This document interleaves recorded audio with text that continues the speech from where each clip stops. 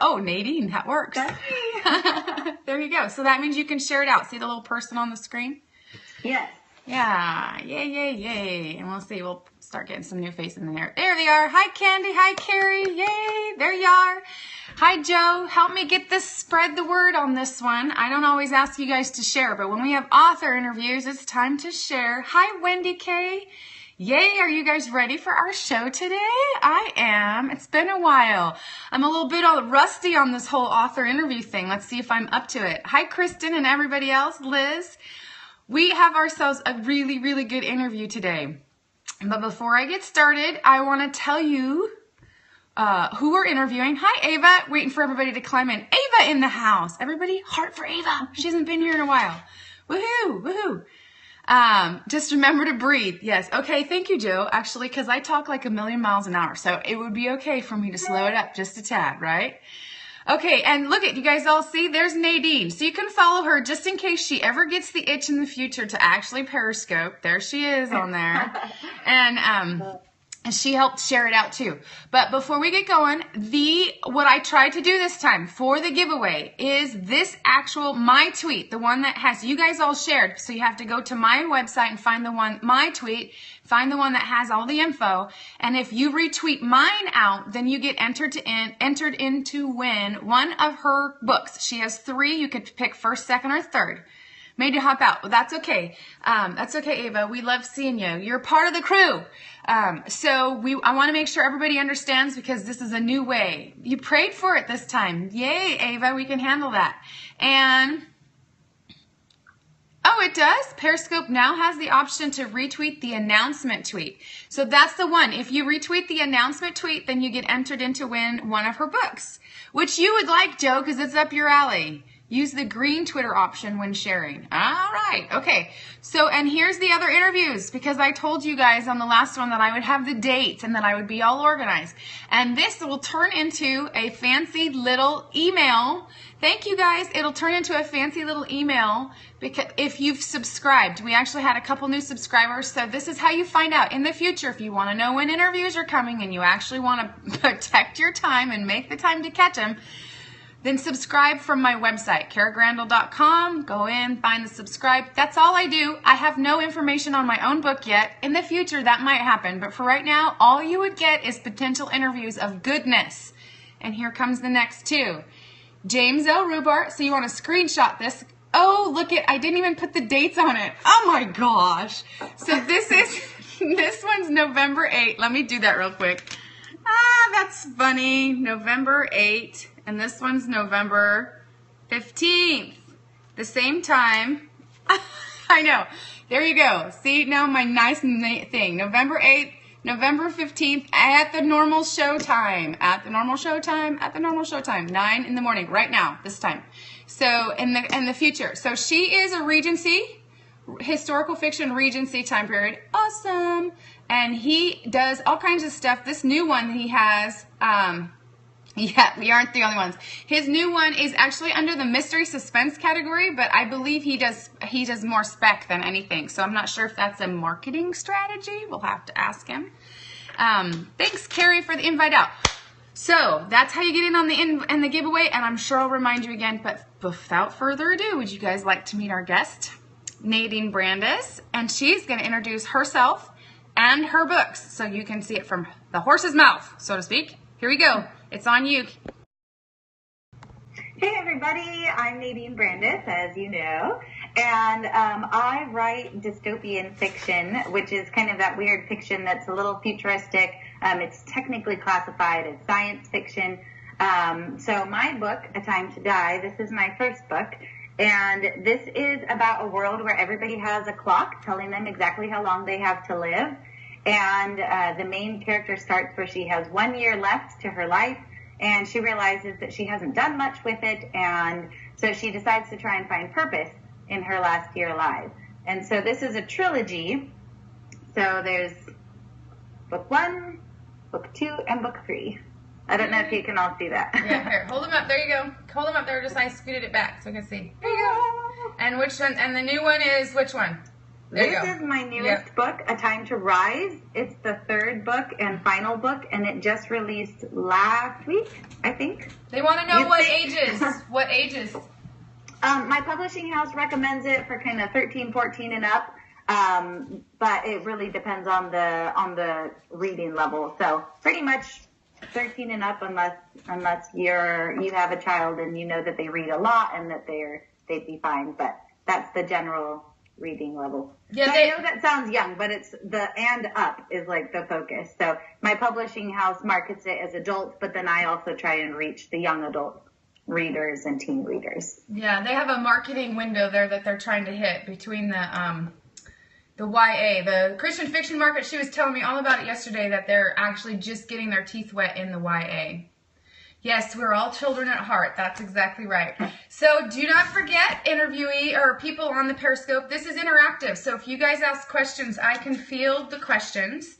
But before we get going too much further, I asked her a question right before we got on here, and I want to ask it again. How do you begin the process of writing a book? What's your initial brainstorm going on?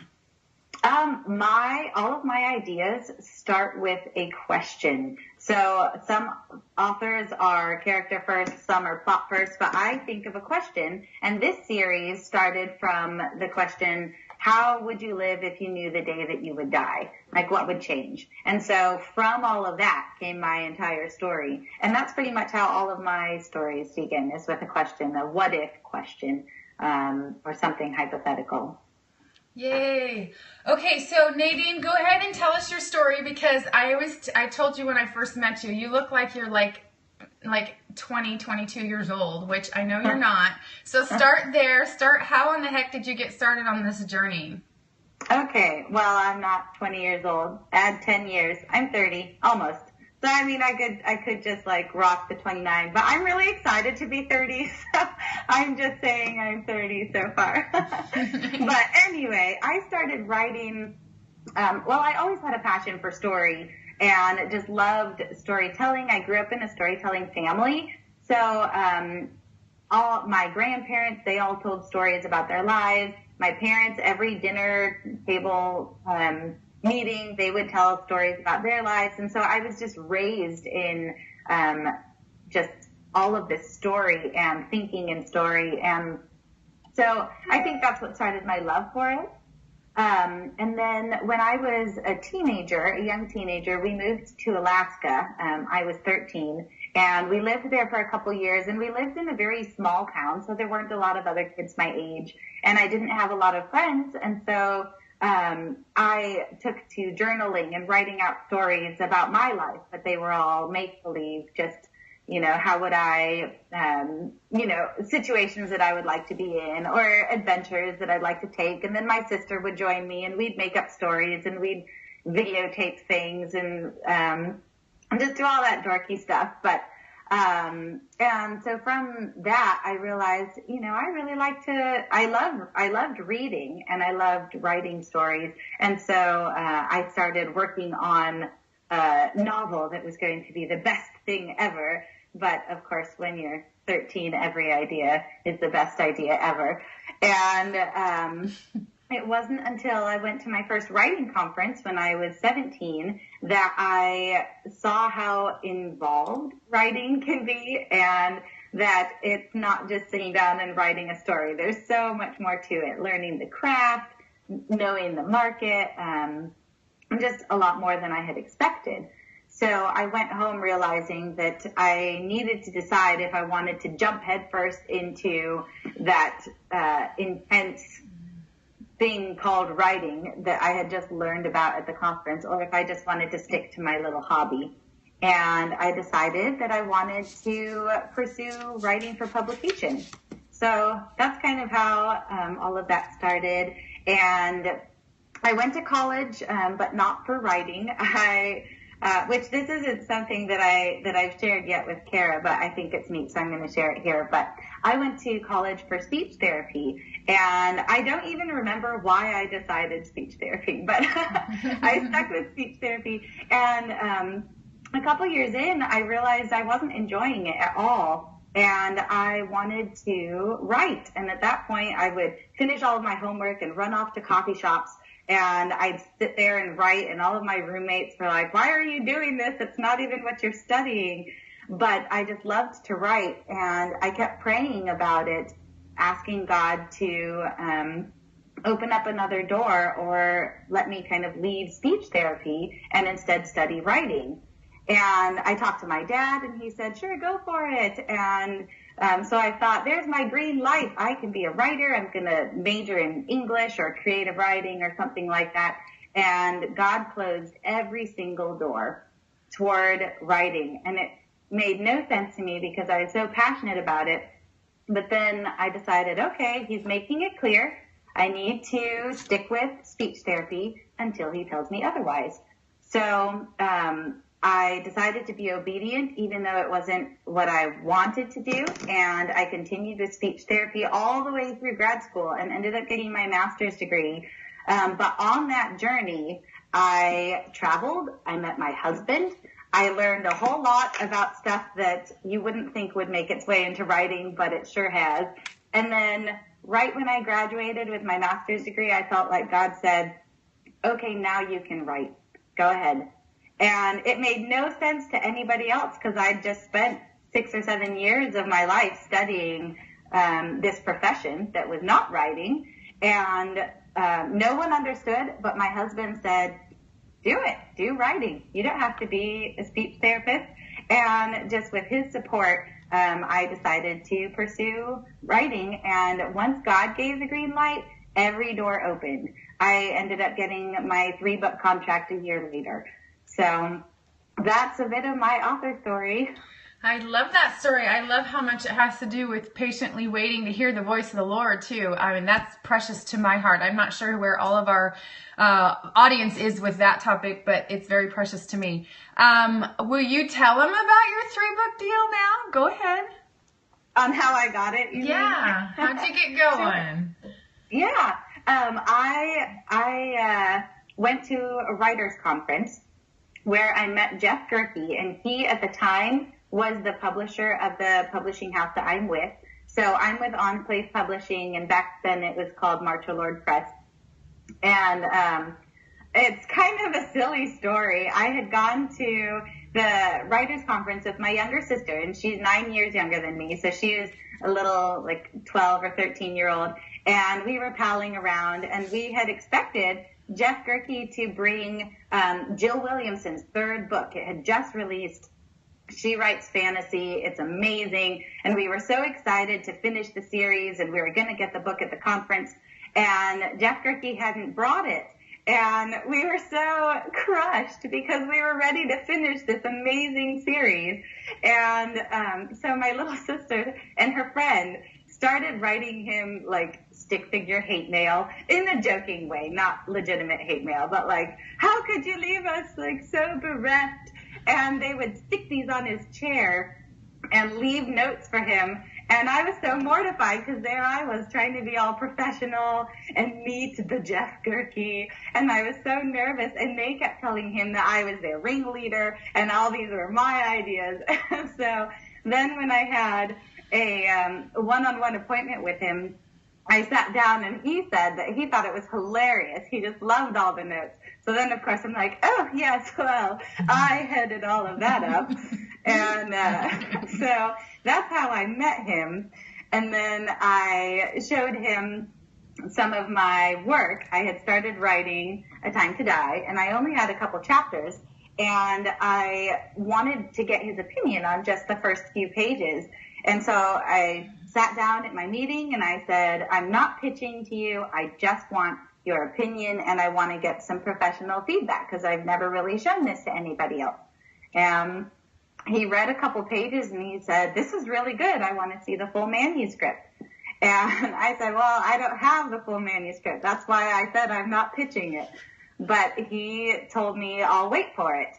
So then for the next 2 years, he would send me an email every 6 months. How's it going? I'm still interested. And which now that I'm on the other side of publishing, I realize that that is not normal at all. So that was definitely another just evidence of God's hand in all of it. And so then when I finished the draft and I had polished it, I sent it to him, and I got an email back a month later, and he said, I'm 123 pages into A Time to Die, and I already know I want to publish it. Are you still looking for a publisher? Yay! Hand claps and hearts. Let's all dream about that moment for a second. Yes. And I'm going to turn the camera to me for just a second. Okay. I love that story. I just love this. This is why we do these interviews. I want to welcome, we got a bunch of new faces in the room. Hi, Deborah. Hi, Sherry. And Kara Grandel here. This is Writer's Encouragement Show. We do author interviews from time to time. Today is Nadine Brandes. And one of the questions I'm going to ask her that she doesn't know yet, hint, hint, hint, I want you to give a shout out to 4 or 5 other authors that you love that are in your same genre, so that if the parents, because if you're a reader in here, because we are trying to cross over into the reader market, especially for our giveaways. We got a lot of writers. Hi, Johnston. And we have a lot of writers in the room, a lot of creatives, but we also want to touch those readers. So she's going to name off a handful of people that do her kind of books, so that especially because they're young adult friendly. So if you have preteens and teens in your home, this is a great way to do it. And we actually have a big community behind this that will catch the replays and do that. So I'm going to pass it back to her. We're going to get some more out of her. She has some more to offer us as authors, but I want to pitch out. Yes, we're promoting her books because that's the fun, but why don't we just jump in there and like explode this and let some other authors get in on the goodness, okay? So here it comes. So she's from her, because you guys know I'm kind of stuck in the genre that I love. So this is like our first adventure with dystopian, speculative sci-fi, and she's moving into fantasy. For those of you guys who will know that in just a minute. She's going to talk about her future. But did I give you enough time? Are you ready? Yes. Okay, here she is. I was peeking at all of my bookshelves. But, well, one, I would definitely say Jill Williamson, which I mentioned, of course, because I was reading her when I was hate mailing my publisher. So her books, her first trilogy, the Blood of Kings trilogy, they are fantasy. The first book is called By Darkness Hid, and they're excellent. They're absolutely amazing. And then after that, she's written like a young adult spy series. She's written some dystopian, so she has a lot of books to choose from. And then also, I actually had a stack of some books next to me. Yay, good, yes. This is Storm Siren by Mary Weber. And this is also fantasy. There's a trilogy, and it's excellent. It's great for anybody who loves fantasy, and definitely geared exactly toward YA and teenagers and up. So even if you're 72, you'd probably love it. And then another, this is Scarlet Moon by S.D. Grimm, and hers just released last week. Hers are also fantasy, and but they kind of have a different feel. They're more adventure fantasy, where this is more elemental fantasy. So Scarlet Moon is another good one. And then I'm really excited about Unblemished by Sarah Ella. Yeah. This is a portal fantasy, so it's kind of fun. The main characters start in real life time and in New York and find a portal to another world. You know, it's kind of Narnia-esque, but also has some fairy tale feelings to it. So those are all some young adult books that I'm reading right now that I'm really enjoying. And I love all of those authors, and they just have such a heart for readers and a heart for their writing and a heart for God. So those are some of my top recommendations. Yay! Someone avid reader Hannah just said she just ordered Unblemished. So isn't that perfect to hear some more? I know Hannah. You know Hannah? Okay, good. Yeah. That's a friend. Oh, fun. That makes it more fun. Okay, so back to your story. So you got your 3-book contract. You only had the first one written, and everything from there was peaches and cream, right? Oh, of course not. I wish it was, but as with everything, there was a huge learning curve, and I knew that everything would change once I got a contract, but I didn't know all the ways how. So I got my contract, and I was given in the contract some dates, some deadlines for my next 2 books. And of course I looked at them and I thought, I have a contract. Of course I can meet those deadlines. No problem at all. My life is now just going to be sitting in coffee shops forever, writing books all the time. And No, that's not what my day to day looks like. And so it really threw me for a loop because I'd spent 3 years writing A Time to Die. And then suddenly I had to write book 2 in 8 months and then book 3 in 6 months. And that's not just the first draft. That's starting it and then turning it into my publisher and telling them, here's, the best I could do, which then of course they put it through an editing process. But that was an adjustment for me, and I can't say I did it very well. So I learned that I had to write even when I'm not feeling like writing, and that was the hardest of all because I much preferred to just wait until I was fully inspired and the words flowed easily. And when you don't have a deadline, you can do that. But when you have deadlines, those moments are luxuries, and you have to write during those moments because they're going to be when your really good, clean writing comes out. But most of the time you're writing even when you don't feel like it. Yeah, big deal there. Timeline. So that leads us into a very, very valuable question. Coming out of the contract, you're headed into what's next, and I want you to talk about the space that you're creating for yourself and why, all the ins and outs of that. The ins and outs of kind of now that I'm done with the Out of Time series, you mean? Yeah. Yeah. So I just completed my 3-book contract with Enclave, and now I'm taking a break, and I'm kind of researching a lot more about writing and relearning a lot of things like how to plot. Because when I started, I just wrote by the seat of my pants, and my first book happened to be good enough to get published. And so I just continued that method of writing with not much plan through the rest of the series. And that got really, really hard for me by the end of the series because I had to wrap everything up and it wasn't coming together the way I wanted it to. So once I finished, now I've realized I'd love to learn more about writing. I've just spent the past 4 years writing the way I did pretty much in my early 20s. And a lot of time has passed. A lot of writing has changed. There are lots of new writing craft books out there. So I've spent the past year just learning more about writing, exploring more ideas, and making sure that I have more of a rhythm to my writing and my plotting, and making a plan and knowing where I'm going with stories.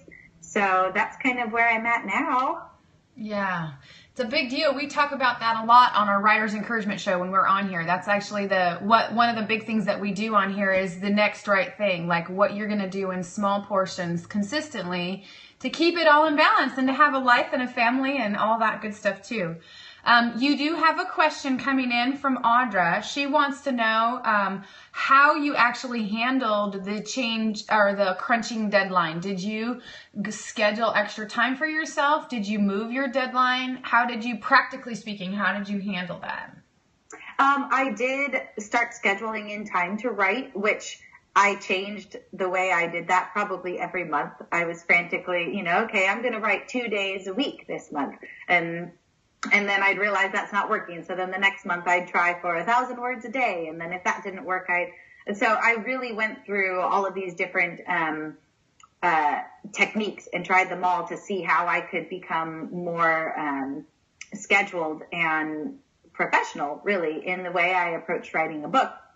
And then finally settled on, for me, I found the times that I write best. And I write best kind of late morning, early afternoon. So I always go to a coffee shop at that time. And not always. I wish I could go every day. But most of the time, that's when I schedule time for writing. And I try not to look at social media. I don't answer emails. I don't do any of that. I really just focus on writing. So I had to learn what rhythms worked best with me and what days were best for me. Weekends aren't good for me to write. So I just examined my schedule and figured out what fits Nadine and her family the best and scheduled in writing like that. That's awesome. Mm-hmm. But also with my deadlines, sorry, I just wanted to touch on this because I did say they were very hard to meet. And with both of my deadlines, I did have to ask for extensions, which that is not encouraged. Your publishing house would love for you to meet your deadlines. Thankfully, I had a very gracious publisher who gave me an extra month for each book. And that, that was just a moment of grace on his part. And that taught me a lot too. So I still, had kind of over committed myself when I thought that I could write a book in that time. So I had to learn a lot about myself and how long it takes me to write a book and how to fit that in with what the publisher is asking. Because if you know that you can't write a book any faster than 6 months and a publisher gives you a 4-month deadline, then it's your job to say, well, that's not going to work. I can't sign the contract unless I'm given at least 6 months, that sort of thing. So learning a lot about yourself and your rhythms and how you work as a writer. Okay, and then you said the thing that you learned at the conference that you went to when your third book was in the works and it was already contracted. So the future. So you know what I'm talking about? Okay. Yes, I realized when I went to conference, and this was actually just before my second book was out. So it was releasing kind of that same week that I was at the conference. And my first book was up for the Carroll Award, and it ended up winning, and it was very exciting. But then suddenly I was getting contacted by all of these other publishers asking, okay, what's next? And in my mind, I was thinking, what's next? Like, I'm writing book 3. What do you think is next? Like, book 2 is releasing. I'm writing book 3 is going to come out in a year. And the publishers are thinking multiple years ahead, 2 years ahead.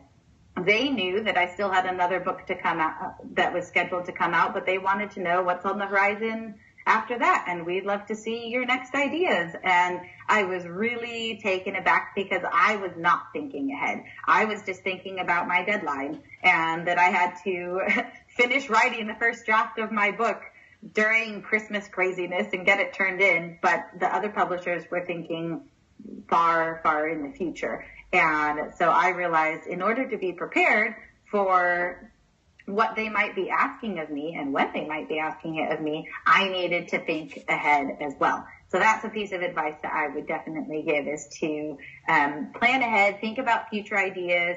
And we always get our best ideas when we're writing something else, right? Like, you have to write something and then you have this other idea and you want to abandon your current project and go write that. Well, I'm not saying go write it, but I am saying go write it down and then come back to that when you have time and start developing it a little more, because that's going to be the idea that you probably jump into once you're done with your current series. Okay, I'm going to turn the camera on me real quick. I've already made you give advice. You've actually given your advice that you would give to yourself already, but I want you to dig deep and see if there's anything else that you would say to yourself if you were to go back a few years or whatever. And yeah, keep a spare notebook close by. So you guys, this is your turn. Sorry, someone was calling. Oh, that's fine. This is your turn. They're looking at me, so you're good. I want you to start thinking of questions that you would ask her. So she is going to tell us a little bit about March the Lord, or Enclave and the Realm Makers Conference, and that stuff for you guys who are spec fantasy, sci-fi crazies can hear from. And if you're in here as a reader and you have family members of some sort that are young, interest in writing, feed it, because almost every author that I've come across is got a really young experience, and it gets encouraged or completely discouraged, and one of the two fires them off. So while I'm recapping, she's going to think of advice and she's going to talk about that. Yes, there you go. Proud spec crazy over there, Kristen. That's right. So let me recap real quick, because the best part of these interviews is the stuff that's kind of between the lines. So sometimes story people start with a big question. So what's your big question? What big question would you answer? That can kind of go to the theme of your book and the arcs of your book. Very good. Writers Conference. Have you guys heard her talk about multiple Writers Conference, coming in at a young age of 17, having her family members join her so she can have the confidence? But she had her connection with her publisher, or her publishing house through that. And she also figured out how much was involved, the education, the understanding. It's a big old deal. I really liked when she said she had to learn how to be professional. Oh, Nano. Yeah, Tacking Nano. I see that. learning how to write when she doesn't feel like it. We talk about that a lot with what we're doing, pressing through the resistance of life and coming up with the rhythm. Did you guys, I love that word because that's actually the way the Lord's been leading me lately. The rhythm of how it works in a real life way where you're working hard, but you're not making yourself sick or exhausted or drained out. And I really appreciated how she presented all the techniques that work for her. This girl cannot run and write in a coffee house because there's way too many squirrels in coffee houses. I would be totally paying attention. I'd be making new friends. I'd be hanging out and probably talking to another writer in the room. So I have to ground myself and stay at home here, okay? So I'm going to pass it back there. I feel like a lot of her friends and connections have come, and her interworking core of people that hang with her as a writer have come through the connections at conferences too. So we always pitch the conferences because there's just they're way worth their money. They're expensive, but they are so worth their investment when it comes to all of the rollover that happens years and years later. So I'm passing it back to you, Nadine. Here we go. Okay. Yes, exactly what Kara just said.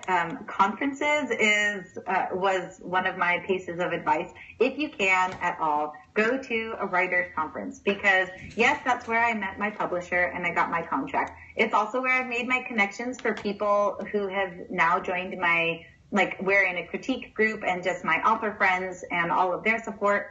It's also where I met and then contracted my agent. So a conference is where everything has happened for me. And that's, I'm not alone in this story. That's very common for a lot of successful authors.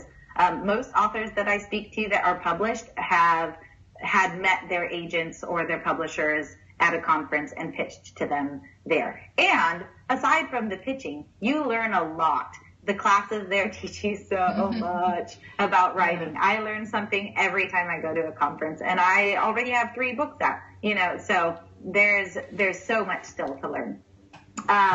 Another piece of advice is to read a lot in the genre that you write in. It is really easy to suddenly get so caught up in writing and deadlines and trying to finish your first draft that you don't leave yourself time to read.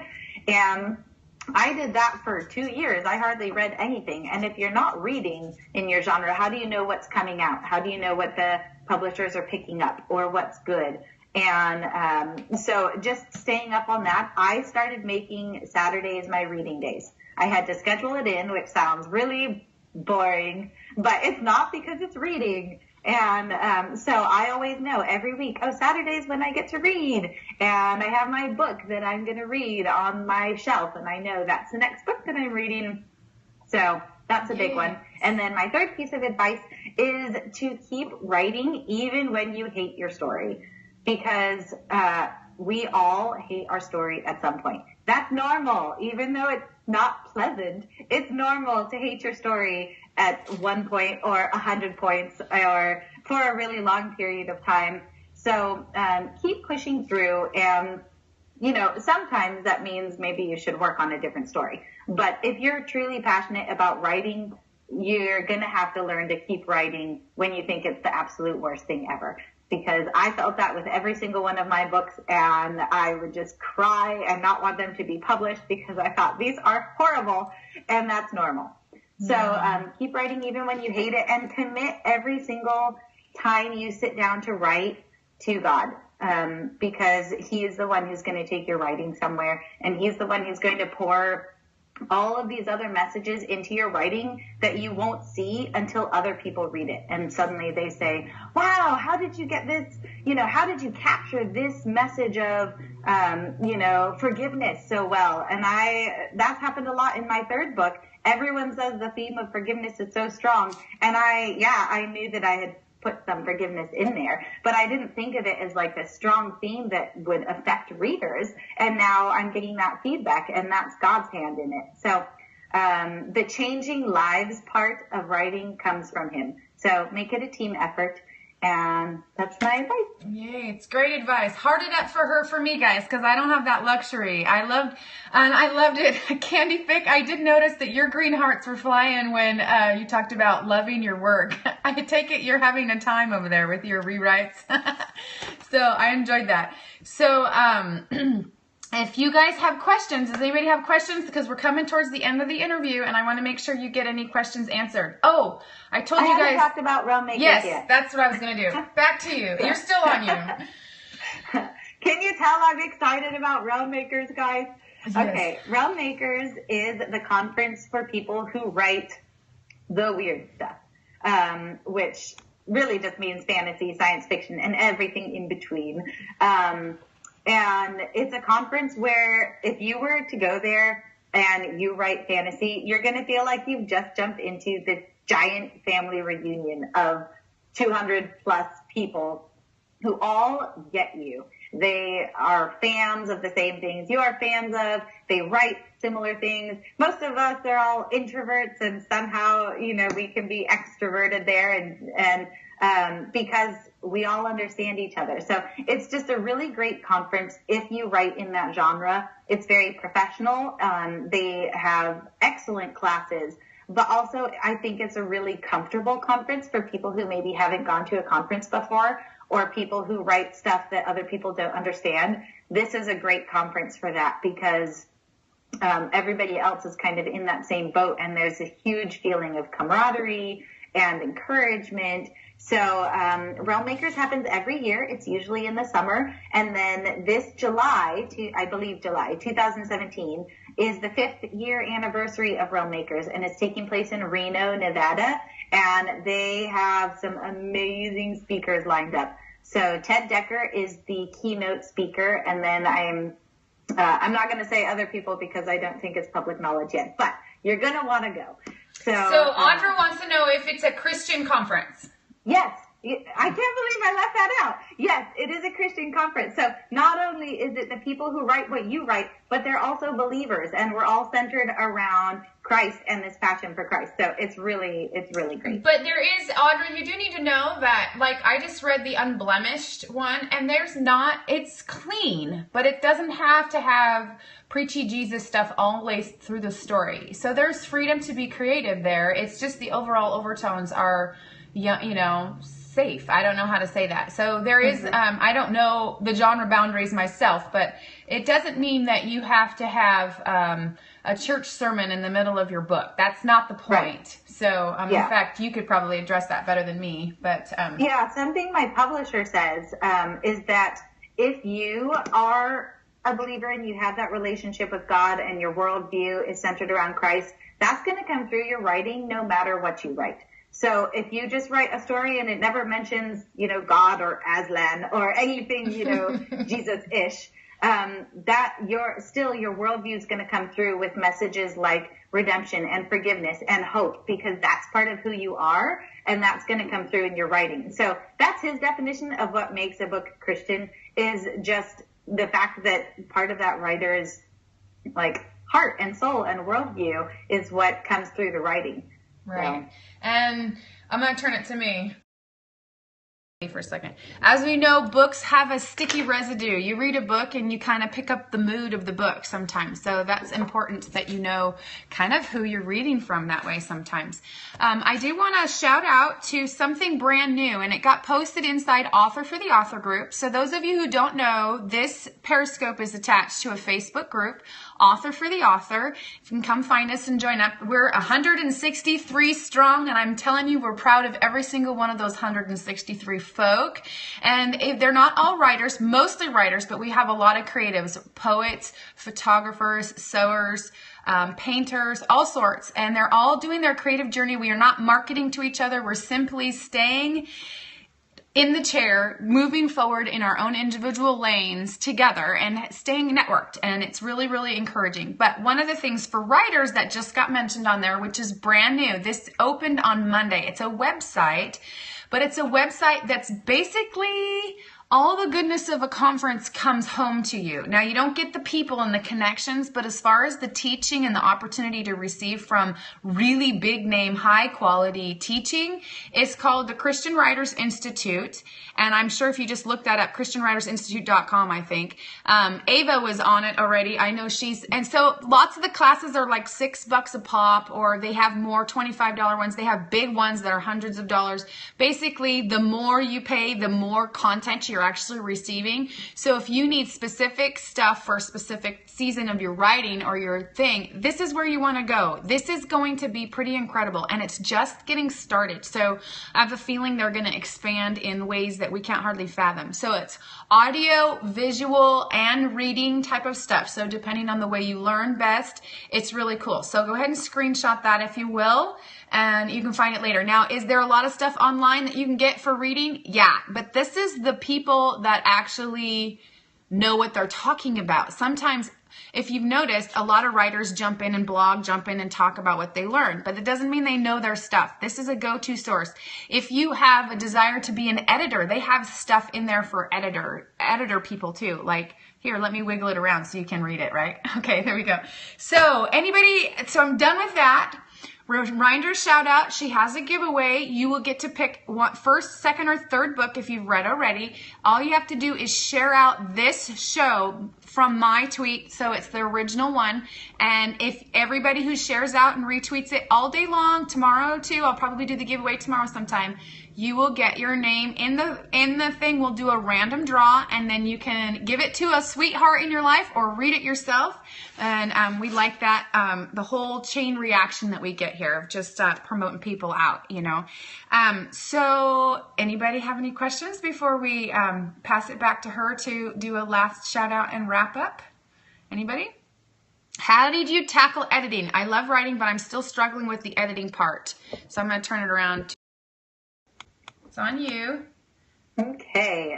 Yeah, editing can be really tough. So I have kind of my little bullet point system, which if you go to my website, NadineBrandes.com, and you search the word editing, some of my blog posts will come up, and I have one that I think is like how I self-edit, and it's like my entire process broken down. But in a nutshell, I usually write the first draft, and I still edit a little bit as I go because I don't like a messy first draft. But some people will tell you not to do that. I don't know. So when I have the first draft finished, then if I have the time, I'll let it sit for a week or two, and then I'll go back through it. And when I go back through, I make several passes through the manuscript, focusing on individual things. So first time through, I'll probably focus on the plot, and I'll make sure that the plot makes sense. And I'll look at any weak areas of plot or sections of plot that I know are kind of cheesy and try and make them more believable, and just really dig into that. I won't touch characters or anything because that takes a different type of focus. So then once I've gone all the way through looking at plot, I go through and then I look at characters. And I'll start with the main character and really look at his or her journey and make sure that she has kind of a beginning and end point that are different, so that she's not ending at the same place where she began, and have that character arc. And then I'll go through and look at side plots, and I'll look at side characters, and then again through looking at the theme and the message and all of that. So I go through it kind of breaking it down from content to then the structural side of things. And by the end is when I'm looking at commas and typos and all of that boring grammatical stuff. But something else that I do, and this has really grown me as an author before I was published and even while I'm published, is that I hire a freelance editor. So you can find freelance editors online. If any of you are actually interested, I can give you lots of recommendations. But I hire a freelance editor, which is someone who has a professional eye. They're going to give different feedback than a friend might, or a writing buddy, or a critique partner. They see things through the eyes of the whole industry and usually have many years of experience under their belt.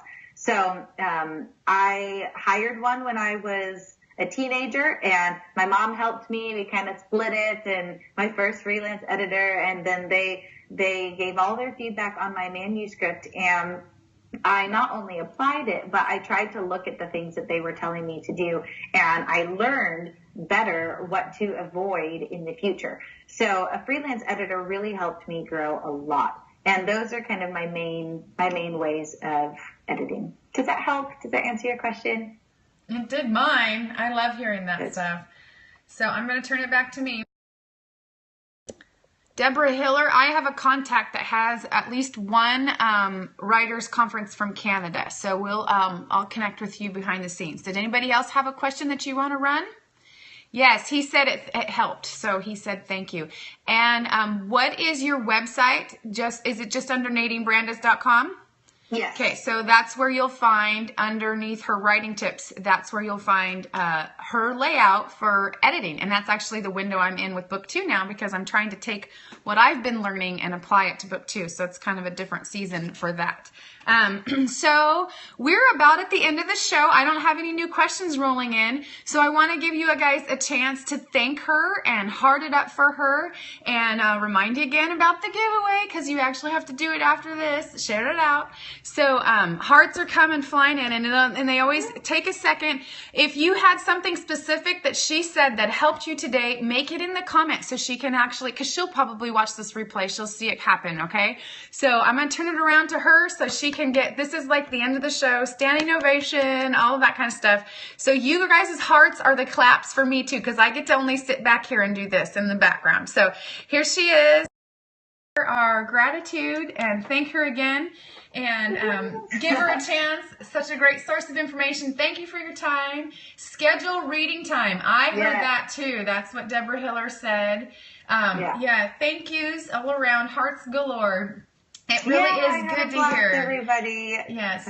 It's so amazing. Find me on social media, and if you have any questions about any of the stuff that I talked about today, I mean, it may take me a couple days to respond, but seriously, contact me. Send me a Facebook message or a tweet or something. I usually try to look at them all and respond to them all, and I really want to connect with you guys. So yes. Okay. Go ahead and hold up your books one more time. Hold up the new one if it's easier to get on the screen. And there they are. Here's the new one. Okay, so go through real quick. What's the big question of the first one compared to the second and third? Well, since they're all kind of related in the same world, the question's still similar. But the first one is, how would you live if you knew the day you would die? And then the second one is, what happened, or kind of how. I'm not sure what to say because I'm trying to avoid spoilers. Oh, there you go. Okay. Okay. But just, it's looking at like speaking out boldly, even if you're a really timid person. And then the third book is looking at rising above daily struggles. So those are kind of them in a nutshell. Okay, I don't know why that little miniature of you popped up there, but it did. Yeah, double me. I can like hug it. Yeah, that's weird. Okay, so they're all said goodbye, so I'm going to send you off. Lord, I just speak a blessing over Nadine's book sales. I send a blessing out over all the connections and contacts that she is to walk into, and we thank you, Lord, that she meets the right people, that her next set of stories, we haven't talked about that. We'll have to catch that real quick. Her next options coming up, Lord, that you would just flourish her creative imagination, and that she would partner with you and write the book that you want her to write, and that the outcome would be in her hands. In Jesus' name, amen. But real quick, before we say goodbye, what's next? Now, you're pitching. You don't have contracts yet, but what did you switch? But you switched, kind of. You went from dystopia. Yeah. There you go. I'm working on fantasy, and pretty much all of my ideas have fallen in the fantasy realm. So I'm not going to tell you which type of fantasy, but I'm hoping to be able to share in December or so in my newsletter kind of what I'm working on next. And you can find my newsletter on my website. So fantasy is where I'm headed. Woo-hoo. Yeah. See, now I would think that they, like in historical, you can't quite switch up because you're kind of branded. But if you're in the YA, you can kind of dip into spec. You can dip into any of that stuff. It's kind of cool. You get more. Pretty much. And dystopian, I feel like, is such a small niche. I couldn't keep doing that because I already created my dystopian world. And so to rethink a new dystopian world would almost be too close to what I did before. So interesting. Yeah. There we go. And she waves goodbye. Isn't she just super cute? So go find her, guys. Thanks for having me. All right. Goodbye.